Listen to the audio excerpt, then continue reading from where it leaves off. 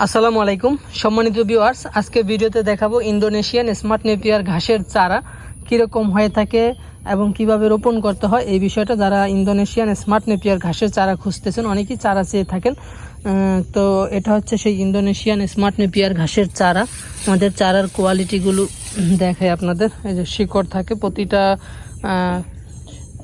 নিচ থেকে শিকড় থাকে এবং পাতাগুলো খুব সতেজ। আমরা এই পর্যন্ত কেটে তারপর আপনার ডেলিভারি দিব। আপনার 6 ইঞ্চি 7 ইঞ্চি 8 ইঞ্চি করে কাটার পরে তারপর আমরা কুরিয়ারের মাধ্যমে ডেলিভারি দিব।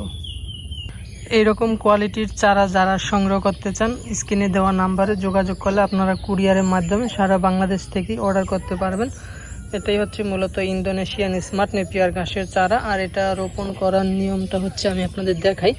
মাটিটা আলগা করে মাটিতে এভাবে কাটিংটা রেখে তারপর আপনার কাটিংটা মাটি এতটুকু পর্যন্ত মাটি দিয়ে, এই যে এতটুকু পর্যন্ত মাটি দিয়ে ডেকে দিবেন। আর আমরা তো এই পর্যন্ত আপনার কেটে দিব।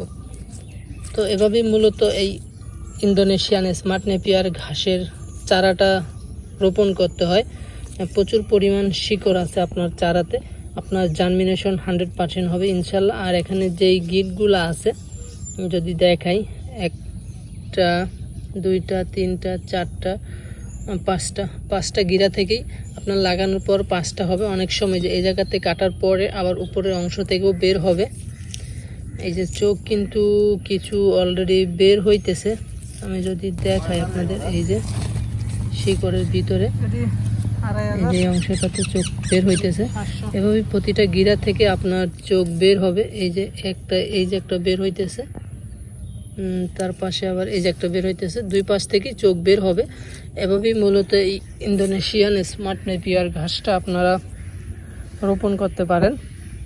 এই ঘাসটা সারা বছরই হবে। আপনার উঁচু জমি থাকলে যে কোনো সময় এই ঘাসের চারা রোপণ করতে পারবেন।